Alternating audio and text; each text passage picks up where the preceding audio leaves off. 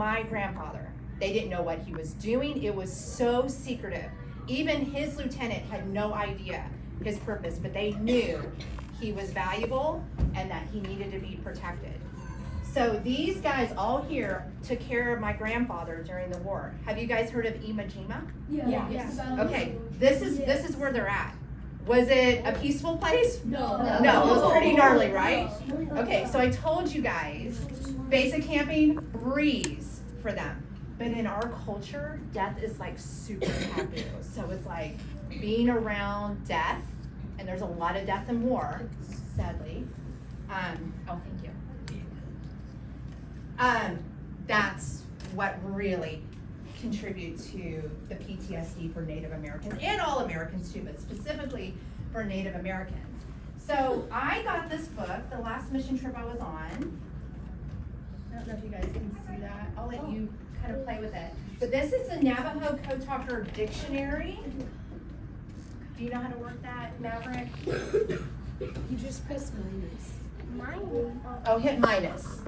Yeah, here, I'll decrease it for you a little bit. Yeah. We'll hit this a little bit more. Okay. And that should be better. Let's put Okay. that back up. Make it a little bit bigger. Yeah. Okay, so you guys see these letters, All right, a little bit right? bigger. How's that? Okay, There you we see go. the letters here.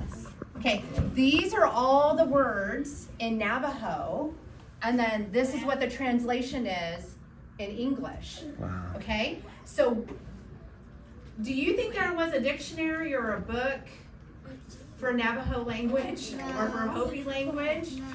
You're 100% right. And that is the reason why the Japanese were never able to break the code. Unless you grew up on the reservation, unless you grew up there, you didn't know how to speak it. So the Japanese were able to get to tap into what was being said, but they're like, this is just gibberish. We have no clue. And that is the reason why the code was never broken. And it changed. So you would have a group like my grandfather, there would be another Navajo person on the other end of the island saying tank, turtle, they would say turtle, for example, and that would indicate a tank. It would take the Japanese code breakers on the other end like 30 minutes to break a code, because they could do it eventually.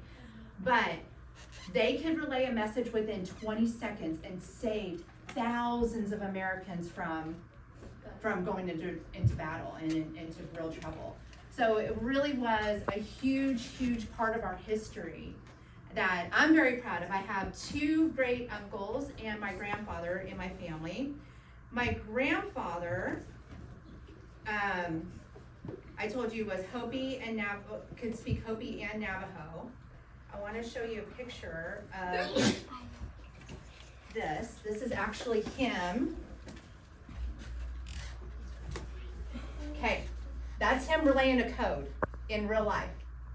Guys, you guys seeing these pictures is like super special.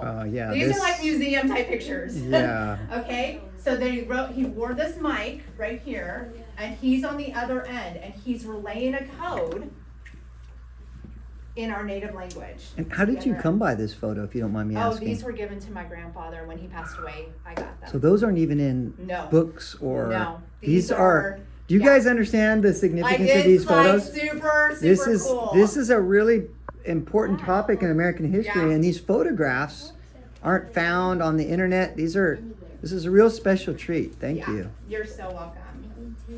And then I wanted to show you one last picture. And then we've got about 5 minutes for recess, so maybe if you have a couple minutes for some questions. Okay. Sure, you can close that. Should be better at having my pictures already ready for you, or I should have just emailed them to you. But my great uncle, Teddy Draper, this is him. Yeah. Okay. He's a very famous code talker. And the reason why he's a very famous code talker, he was the person who delivered the last message in Navajo that the flag had been risen and the war was over.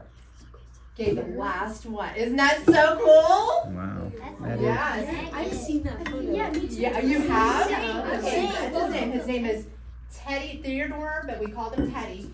Draper Senior, and you can see his beautiful like what I have here on. Turquoise is a big part of our culture.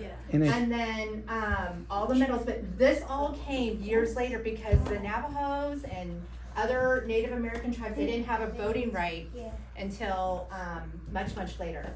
So they didn't even get recognized.